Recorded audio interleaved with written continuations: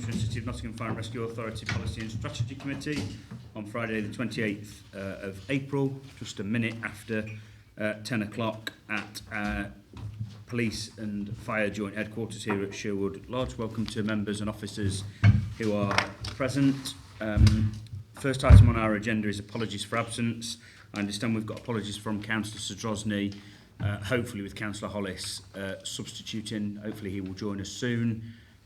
Councillor Turner, you're welcome. Nigel, you're here substituting for Councillor Wheeler, I understand. And we have apologies from Councillor Quigley with no substitute sent. Welcome to Councillor Fedora and Councillor Fielding as members of the committee, and welcome to all other officers who are present. I don't think there are any other apologies, Kath, are there? Not at the moment. No, thank you. Item 2 then is declarations of interest. Any declarations of interest by any members or officers on any items on today's agenda? I'm not seeing any indications. Thank you. Item 3 then is minutes of the meeting held on the 27th of January 2023 for confirmation. Any comments or questions in relation to the minutes, which are on the yellow pages in our pack? No? Are people happy to approve them as a correct record? Yeah. Yeah, they're approved? Yes. Thank you very much. Item 4 then is the first substantive item on our agenda, and it's the annual delivery plan year 2, and this is going to be introduced by Damien. Welcome, Damien. Morning, Chair. Thank you very much. Morning, members. So, members will be aware that in 2022 we approved, we constructed and members approved the Community Risk Management Plan from 2022 to 2025, which set out the strategic ambition and the commitments of the organisation to deliver over a 3-year period. Those commitments are broken down into 3 one-year plans, and at the start of April we entered year 2 of that 3-year plan. So the paper today is to present to you the objectives within the annual delivery plan, just set out what the service will be striving to achieve over the next 12 months. So in the main body of the report, in 2.2 we covered the 6 strategic goals which are outlined within the CRMP. And they form the overview of the commitments which we'll be aiming for within 2.4 of the report. Now, a full copy of the annual delivery plan is available as an appendix on the report, so members can look at that at their wish. But I thought I'd pick out a few key highlights from the commitments that we aim to deliver over the next 12 months. So, in terms of delivering services to our communities, we aim to increase the number of safe and well visits we carry out to vulnerable people in homes to make sure that they're safe from fire to 14,000 this year, which sees a continued increase towards a target of 15,000 by 2025. We look to increase the number of fire safety audits to 1,500. That is a continuing increase which we've seen over the last few years, on our way to a target of 2,000 by 2025 also. The service will be reviewing its resourcing to risk, and a paper will be coming to members which particularly looks around the fire cover in the Ashfield area, which members set as an outcome from the Fire Authority at the end of last year. And we will also follow up the fire cover review findings from the fire cover review carried out in 2022. Members will see as a bullet point, we will continue our work to embed the core code of ethics within the organisation, integrating that with the service values and behaviours, and also make sure that we incorporate and act on the relevant learning from the reports across the sector from His Majesty's Inspectorate and also the independent review of culture in the London Fire Brigade in relation to continuing our cultural journey as an organisation and improving our performance in this area. We will undertake phase 2 of our Futures 25 programme, which will continue to look at redesign and financial efficiencies within the organisation, but also improving the effectiveness of the service. We will develop a roadmap and strategy for decarbonisation of our premises and continue to look at our activities in this area. And all of this will aim to deliver a balanced budget within and deliver our services within that budget that's set for 2023-24. The next items in 2.5 just focuses on fire service culture. I think members would expect to see fire service culture at the forefront of our planning and our ambition over the next 12 months, considering the current spotlight that is on that within the sector. And part of that work will be to continue our development of relationships with communities. So we'll continue to work on assessing the census data, which was published in 2021, and we're also continuing to build our relationship and understanding with communities across the city and county as well. And in 2.7 to 2.9, we just focused a little bit more on the Futures 25 work stream, a very significant work stream for the organisation this year, and it will mainly focus around improvement to systems and processes as part of developing our services and making sure we continue to deliver high quality services to our communities. And then also, as touched on in the highlight areas, we'll be undertaking the resourcing to risk programme, which will look at the disposition of resources to make sure we can deliver our annual delivery plan, but also our CRMP. Now, members will notice that the document that's attached as an appendix, the full annual delivery plan, is delivered in plain text. It's not the prettiest document to reference. However, the reason for that is because it will be hosted on our website. This ensures that we continue our digital first approach, but also means it is accessible to the widest range of communities and also internally within the organisation. Members will remember that we are ranked as the second highest accessible website in the fire and rescue sector in England, and that means we've got things such as translation, we've got also accessibility tools on there to make it as accessible as possible in the document. So that is the reason it's presented there. There will be printed copies available on request. And in 2.11, it just highlights that members will receive regular updates on our progress through the relevant committee structures and our performance monitoring, and then the statutory requirement of publishing an annual statement of assurance, which will close the performance of these actions, will be presented to members in July 2024. That's all of the summary, Chair. Happy to take any questions. Thank you, Dean. Recommendations are on page 11, that we note the contents of the report and endorse the Year 2 annual delivery plan for publication. Are there any comments or questions from any members in relation to the report? I think it's an excellent piece of work. It sets out very, very clearly what the aims are going forward, what the objectives are, how we need to be held account by the communities that we serve and represent. I think the emphasis on fire culture is absolutely right, given some of the issues that have been raised. Obviously, the service here has been on a positive journey, I think, in relation to fire service culture, but we know there is always more to do, and we're not complacent in any sense about those issues. But I think the report sets out very clearly what our ambitions and aspirations are for the residents we represent in the city and county, and I think they're clear there that we can be held to account by the communities we serve in relation to them. So a good piece of work all around, I think, from my perspective. Councillor Turner? Just, I think I mentioned it at its previous meeting, actually. Excuse me. Very well done for the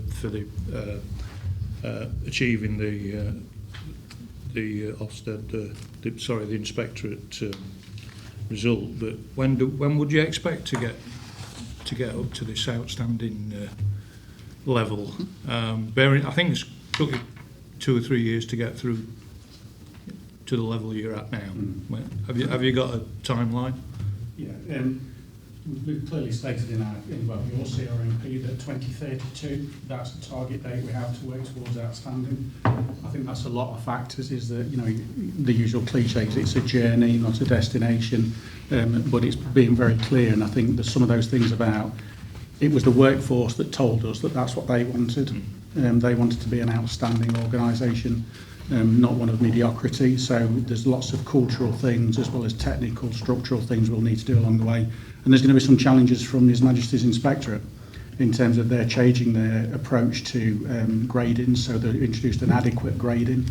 So we've got to see in terms of the next inspection where they grade us at. My view is that they are very relevant, the HMI, but they're not why we're doing what we do. We're doing it because communities think, and we think it's the right things to do. So it is a long journey, but we've set our goals in terms of 2032. Yes, okay, it's 9 years. Why can't we be quicker?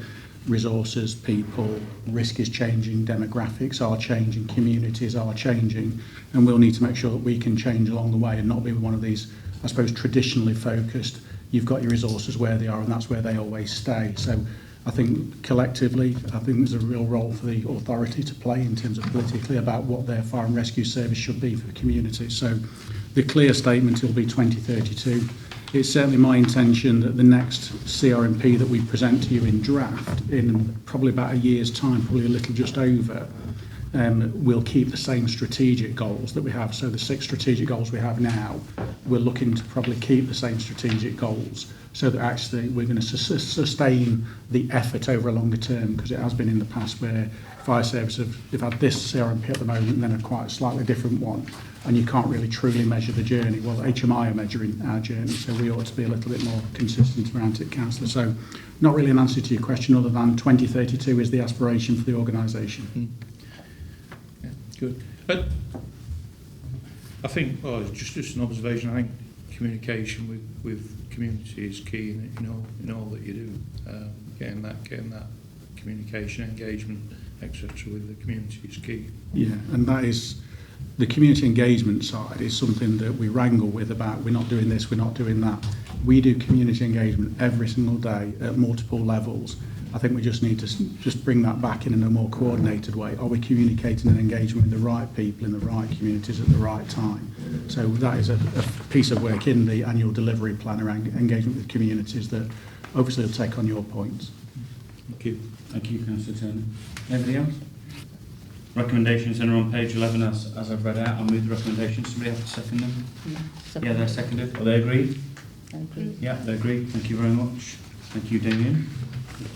The next item is Tri-Service and Replacement Mobilising System Update. And Damien's going to introduce this. Just before Damien introduces this, incredibly remiss of me not to have said welcome to Mick in his new post and role leading for us effectively on collaboration between the two services, but with an immediate focus on the mobilisation issues, which we're very well rehearsed about in this committee, and I know you're going to do a fantastic job for us, making I'm absolutely delighted for you. You'll be brilliant in the role for both services. So on behalf of the whole committee here, and I'm sure on behalf of the whole Fire Authority, huge congratulations and thank you for what I know you're going to be doing for us in the coming weeks and months.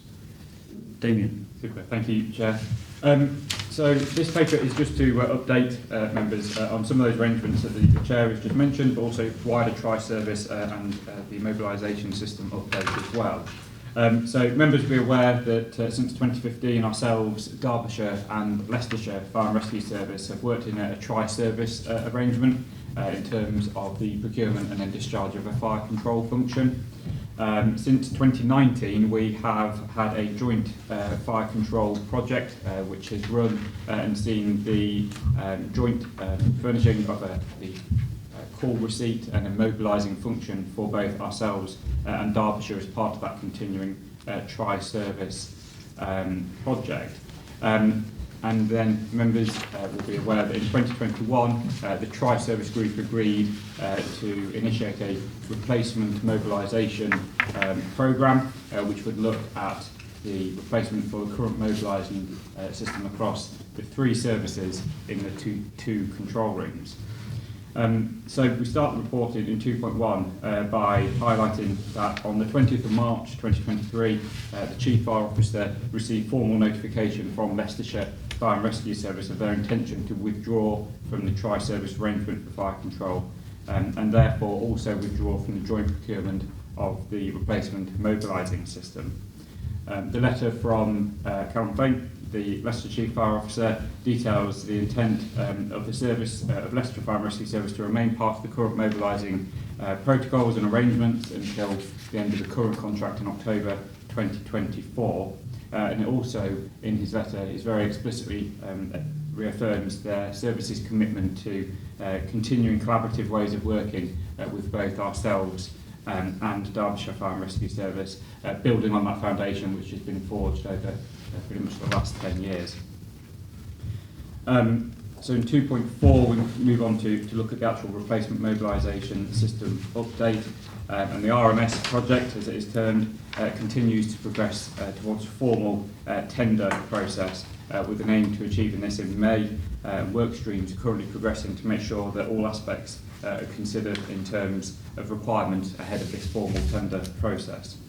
As mentioned, the withdrawal of Leicestershire Fire and Rescue Service has presented some challenges to the running of that project, but also some areas of simplification in terms of the procurement and project itself. One area in terms of budgetary costs associated with the procurement of new mobilising system, and that now being disaggregated across 2 services rather than 3. It's still yet to be fully understood, but Becky is heavily involved in a lead role for the RMS project, and as the Chair mentioned, Mick is now in a strategic role supporting that, so further information will be shared with members as soon as that becomes clear.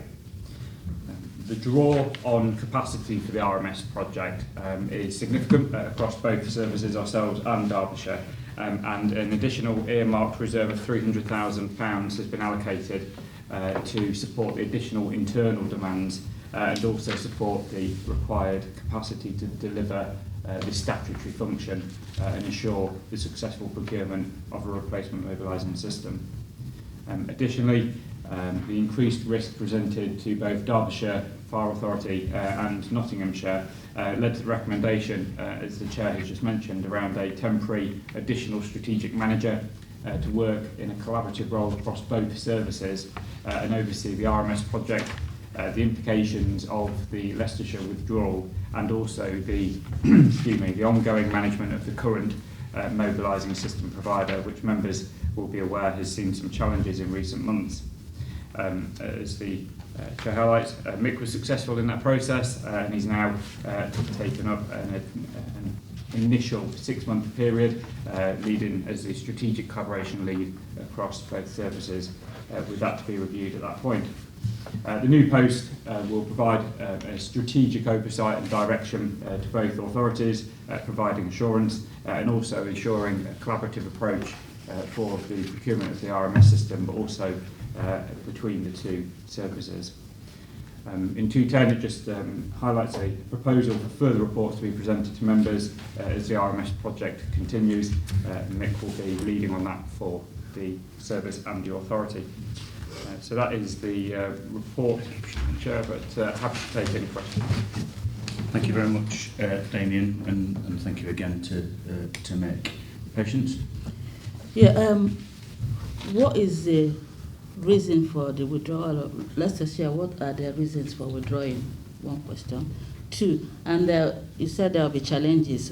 How do you intend to deal with the challenges with that? And 3,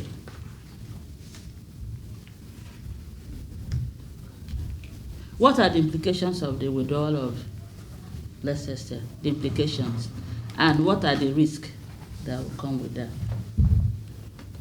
Thank you, Patience. So, and what are these risks? Are they identified? And how do you deal with this? Thank you, Patience. Yeah, well, Damien, you go and then we'll contribute together, I guess. So the reason, that your first question, in terms of the reasons for Leicester to withdraw, so I think the current mobilising system has presented some challenges in terms of the function and the support and delivery of the service of being able to receive 999 calls and mobilise the system. The tri-service arrangement was agreed in 2015, and I understand from the Chief Fire Officer in Leicestershire the discussions with their authority deemed that level of risk to be something that they wanted to therefore bring in-house and have total control over. And also there are some technical issues in terms of the withdrawal, so the ESM programme, the National Airwave Communication Programme, which required some specific elements to be implemented. Leicestershire took a different approach in terms of that, and they're looking at a different procurement process to what was proposed under the Regional Replacement Mobilisation System Programme. So I feel papers were presented to their authority, and a decision of their authority that it was in their best interest to go ahead alone as a service and just have their sole interests at heart. So that was progressed and supported by their authority, and saw the formal withdrawal from them last month in terms of giving that notice. I think that's a fair summary. Yeah, I mean, that is ultimately it in terms of their strategic direction and how they read the picture. Councillor, they felt it was in the authority's best interest and advised them to to make that move. But, you know, importantly, they're staying with us until the scheduled end of the contract with Sistel. So the relationship is very, very strong. I've met with both the chief fire officers to confirm our commitment to one another in terms of collaboration. I think the implications for us will work through in terms of it is just two organisations now. What will be the volume cost in terms of the replacement system? Will it be less because it's two, or will it be the same just because it's two and things? So we need to work that through, and thankfully giving me the delegated powers to work with the other chief officer, we were able to appoint Mick, because it was clear we've got two organisations working on the same thing, and so we've had to bring a lot of coordination that the role will bring. So I think the risks will be reported back here as that becomes a little bit clearer. I think some of those will be technical and capacity issues, but of course, you know, both organisations in the public sector are under pressure in terms of skills and resources, and I think this is a good way of reaffirming our commitment to Derbyshire, because of course your control room is in Derbyshire at the moment. We now have a Nottinghamshire officer, because there was more than one person applied for the role. We now have a Nottinghamshire officer leading on both organisations with a control room that's based in Derbyshire. And I think that really sort of strengthens the relationship and our visible commitment to Derbyshire, actually, that we're serious players and we're not going to try and do something. And we don't have our own control room. We've not had our own control room for a number of years. And it's worked really well in terms of what the public receive. It's been a bit clunky in terms of how we operate it inside the organisation. I think there's some issues around the financial implications, because the market is pretty unpredictable from a supplier's perspective. If you were to look at ESN, the Emergency Services Network, there's been a select committee again has ran this last week, where fire, police and ambulance have been interviewed about their view about ESN, and fire authorities are having to make some very big investment decisions because ESN just isn't delivering at pace. We should have transitioned, I think it was 2018 to ESN. We're in 2023. I'm being told it's 2026 maybe at the moment. So, and it's been ongoing since about 2012, 2010. So you can kind of sort of see there's lots of implications that we're asking you for money. And I think the other thing is that, you know, Becky's very, very aware of. She's also now the finance lead for the collaborative project. So we've got your treasurer and lead of finance as part of that, working close with her Derbyshire colleague to try and work that out. But I suspect that they're going to be significant numbers. And I think it's hard, I wouldn't be able to give you a figure today because they range so much from suppliers from, you know, 3-4 million to 7-8 million. Right, so what is the system going to be? All I do know in terms of the risk to yourselves, it is a statutory duty of the fire authority to be able to receive calls, process them and mobilise assets. So it's a big risk. I won't kind of deny it. It's one of your key risks. If people can't call us and ask for help, we're in trouble. So there's lots. It's complicated. What I'm hoping, well, what we're planning, not what we're planning to do at fire authority, full fire authority after elections, and we'll bring full paper, retrospective paper, that will wrap up what Mick's role is, where we think we stand. Mick will have had probably about 2 months by then, really, to kind of get a strategic grip of the structure and governance, what resources and things. So I think we'll be a little bit clearer. And also there's an opportunity there for him to write that paper for also Derbyshire Fire and Rescue Authority as well. So the two authorities. And it is the intention through the Derbyshire Nottinghamshire Collaboration Board that, you know, maybe wider members, but certainly myself and the chair in Derbyshire and the chief fire officer, to have a discussion around making sure that political collaboration has got that connection as well. And certainly know the chair is very keen to do that. Yeah. Okay. You have the patience? Yeah. Thank you for your questions. Any other comments or questions? Well, I don't know whether to fit into this one or for any other business, perhaps. Okay. Do you want to hold the thought for any other business, or do you want to ask now, Nigel? Well, yeah, I just being new to Fire Authority and being from up north, just wonder what sort of links you had with South Yorkshire. Yeah, well, South Yorkshire are currently on the same system that we use in terms of the Sistel mobilising system. They've got a 5-year maintenance package, which is about 4 years now left to run, I think, with Sistel. They've slightly applied the technical solution over the years they've had. It's slightly different to Nottinghamshire, Leicestershire and Derbyshire. They kept more of a core-based package in terms of what they were trying to do. I mean, you know, I've even had a conversation with Chris Kirby, their chief officer, about another issue this week. So yes, there is some collaborative opportunities, but I think when you see the Yorkshire and Humbers and what they're doing as well together, there is a future of more collaborations. It goes back to the days of sort of, previous government project around regional control centres that I think only 2 of those 9 centres were actually ever used. One, I think, was in the Northwest Control, and one was, I think, London moved into the control room. And that was because there just wasn't a technical solution. We'd got the buildings built and everything else. We'd got one at Castle Donington, actually, that I don't know if the government still own it and paying the lease on, or it's a private equity company that owns it. But that was because we didn't have the national technical solution for a regional control centre structure. And I think that's what we're facing with the emergency services network. There isn't the supplies of particular lots. And if we could move to that ESN platform, you might see different technologies and far more interoperability. So working with South Yorkshire or Lincolnshire, because at the moment we're in different regional consortiums or going it alone. And that doesn't make it impossible for interoperability, but I think there's some opportunities that are untapped still. But we do have a relationship, with South Yorkshire. Thank you, Nigel. So the recommendations are on page 23, that members note the intention of Leicestershire Fire and Rescue Service to withdraw from the tri-service arrangements for fire control. Secondly, that we note the update on progress against the replacement mobilisation system project. And thirdly, that we note the appointment of a temporary additional strategic manager to oversee related work streams. I'm going to make a very minor amendment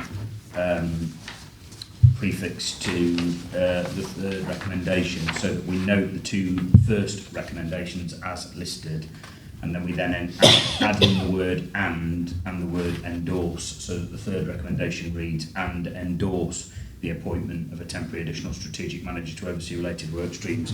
Colleagues will be aware that we, as a full fire authority, gave a delegation to the Chief Fire Officer about posts within the establishment, and for those to be established in consultation with me as the Chair of the Fire Authority, which is the process as set out in this report.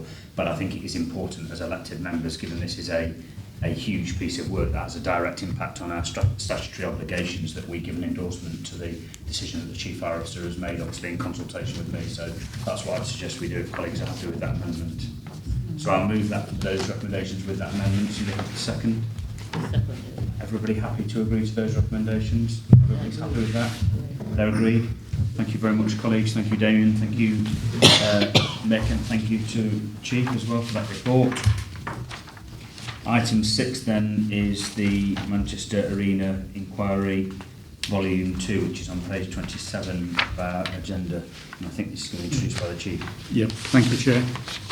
Members will see on page 28 the background of it, and it's somewhat hard to believe that this was actually May 2017, and it's certainly quite fixed in my memory as we come up to another annual anniversary, and notwithstanding the fact that the tragedy that is ongoing both locally within Manchester, but all those people that were affected by it, and that will be ongoing for some time.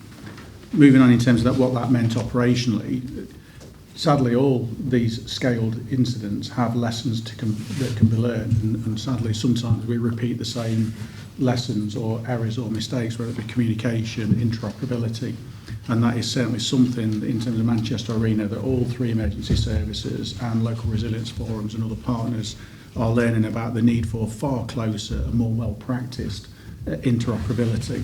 And that for me is absolutely at the centre of some of the things that may have gone better. It's easy to sit here in hindsight in the cold light of day and be very critical of it, but it is something in the focus of front of our minds, is that would it be different if it was here? And that is something that is very much in terms of the offices and a lot of work that's been ongoing. So Section 1 gives you the background, and then the report really goes into, so what are we going to do about it in terms of Nottinghamshire Fire and Rescue Service? There is reference in 2.1 around Grenfell Tower inquiry about how we approached and continue to approach that work. There are still some national recommendations that related to Grenfell, relating to government work that needs to take place that is still outstanding. I'm pleased to say in terms of our Grenfell approach, most of the things that we actually needed to do, we dealt with very, very swiftly. And there are some ongoing things that we need to keep revisiting, in all honesty, to make sure they're embedded and make sure we give our assurances that those things weren't just a flash in the pan, and actually we can still perform and meet those requirements. This report also relates to your final report on the thing about actually keeping communities at the heart of our learning, you know, and the Code of Ethics talks about putting communities first, so everything we do around communities, and that was something probably that hasn't been done over major incidents at times. The report made 139 recommendations, 62 of which are relevant to this organisation and all fire and rescue services, and then there's some additional ones around local resilience forum working as multi-agency partners. I'm pleased to say as well, in terms of local resilience forum, the fire service here in terms of Nottinghamshire took the lead on the subgroup around a Manchester Arena inquiry, and I think that really is putting our foot forward, not because we feel we've got the capacity to do so, but in terms of a leadership sense over something. I think that was important to me to make a statement to our partners that we actually did that, and that is something in terms of Damien in his role, in terms of service delivery, is picking up that through the local resilience forum. Moving on to 2.5 members, you'll see there in terms of the summary of the key learning identified. The first one, joint emergency service interoperability principles. If you go back to things like 7/7 bombings and all those kind of things about interoperability, the ability to communicate across joint control rooms, and the ability ultimately of commanders and staff at scene involved in the incident to actually communicate effectively, because that's where the key decisions are being made. Strategy is made usually miles away from it, but in terms of the decisions, the firefighters, the fire commanders, the police officers and our ambulance colleagues and others being able to actually communicate and co-locate at the incident. And that's what GESIP actually means. That is about co-location, communication. So the first people arriving at scene, standing together as partners and saying, what is it you see in front of you, and sharing that situational awareness so they understand the risk and priorities for the incident. There's issues there in terms of failures in communication, and when I say that is notifying different agencies there's a major incident, so we might notify there's a major incident, or the police might, but being very clear that all agencies know that somebody has notified there's a major incident, because that obviously gets a lot of machinery actually moving and notifying people, and calls are being made and assets are being mobilised. And equally so, the National Chiefs Council, in terms of the coordination centre, they would be notified, and that starts kicking in some information in terms of resilience assurance team in government, and probably even the Fire Minister and the Home Secretary, depending on the scale, would start getting notified of things, and you start getting that interest at a national level about a local incident. There were some issues around training, around fire control and interoperability liaison officers. We took a decision some years ago actually that we were going to increase the number of the NILOs as it's expressed in the list there. And what that gives us really is a conduit into policing colleagues primarily in terms of secure information and data and intelligence that they were able to share with us and make us aware of in terms of tactics. So obviously counter-terrorism and those kind of things. So there's those kind of roles that we've increased the number of those. That has been challenging. That isn't easy to do in terms of the resources, but I'm pleased to say that we've managed to, I think we're in double figures now in terms of the NILOs in the organisation. So we can roughly guarantee that be one on duty or two on duty most times. I suppose really failures in interoperability, it says they're relating to operational approaches and available systems. That is something that is always ongoing, about making sure that organisations have the systems that they're able to process information, deliver resources and capability at sea. And there's some other very simple things that was in the inquiry around the care gap. So we've had a survey come through the National Fire Chiefs Council. Mark Hardingham, who's the chair of that, was questioned at the inquiry about the standards across the fire and rescue service for basically first aid, the medical care gap that a member of the public, if they were involved in it, could expect to receive. I'm pleased to say we have a really high standard in this organisation, and has been long-standing. We have some gaps about whether we should do more or not, moving into medical prescription and things that some might do in terms of some more specialised teams. But as a general rule, all of our frontline firefighters are trained to a high standard. Defibrillation. We've introduced trauma packs, so where there are explosive injuries, highly traumatic, so things like tourniquets and those kind of things. And they're also carried now in the back of all your flexi-duty officers' cars, so there's a trauma pack. So we've done a bit of upskill in terms of the care gap. We've done some equipment in there as well. And that is something I think that we'll have to keep under constant review. But we did send some reassurance back nationally about what our medical position was in terms of frontline firefighters.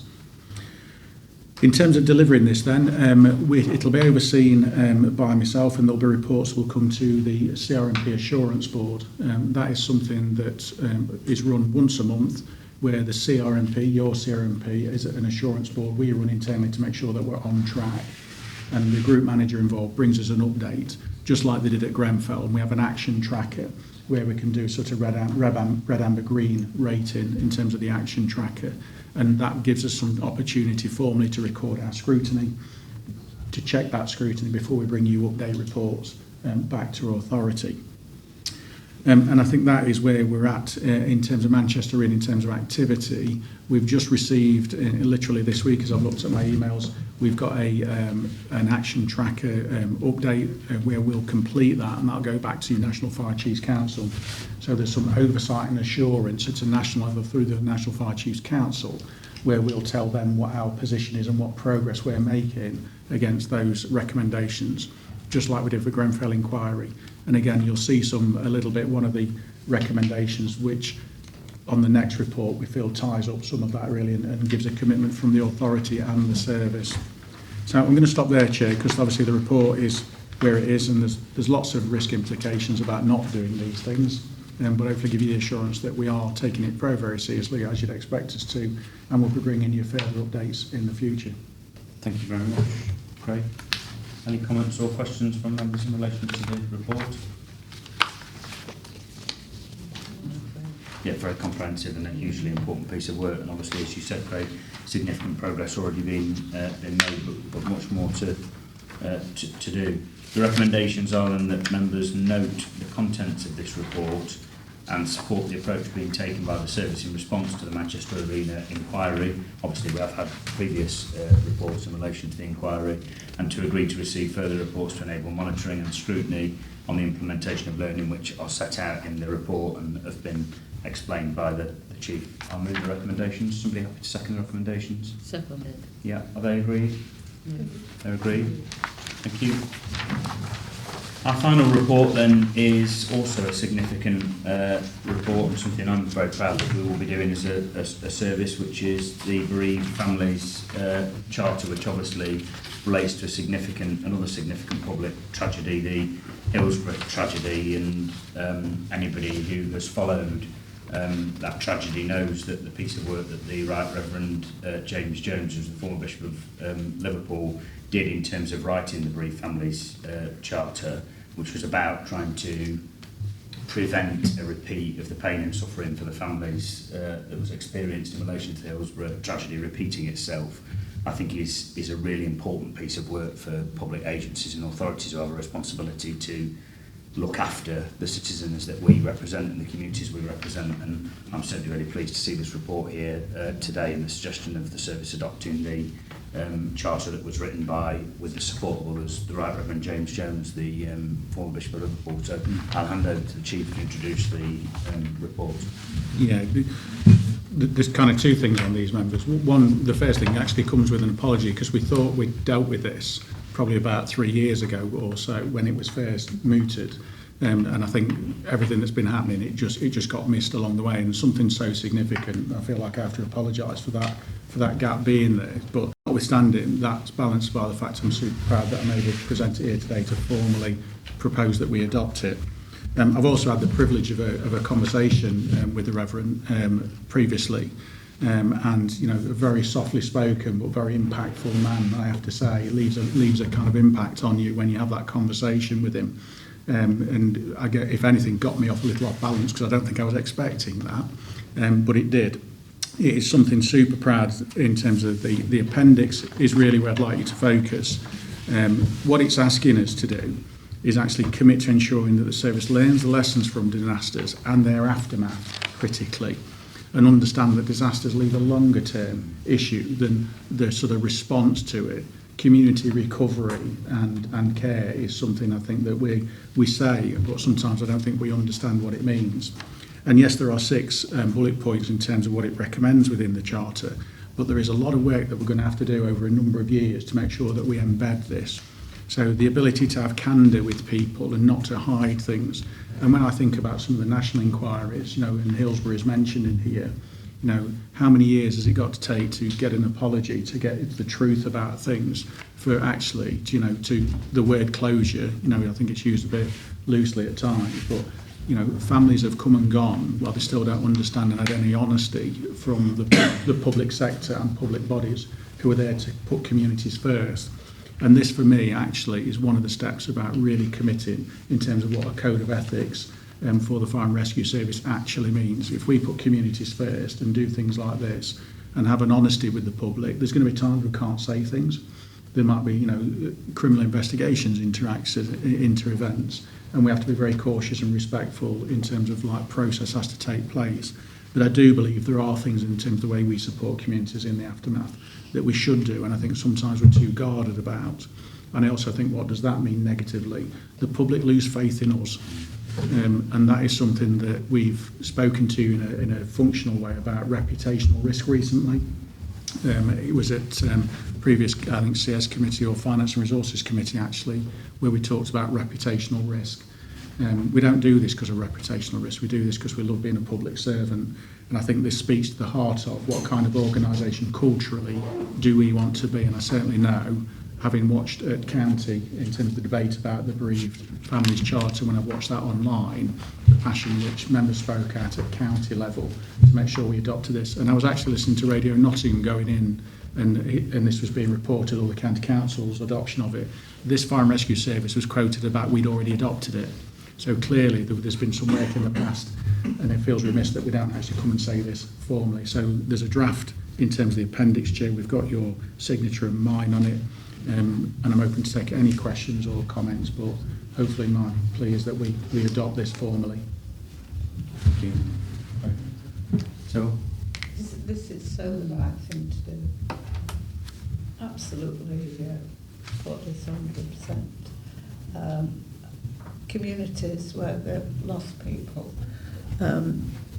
deserve this, and it takes a long, long time for a community to recover from an incident, and some of it never truly goes away.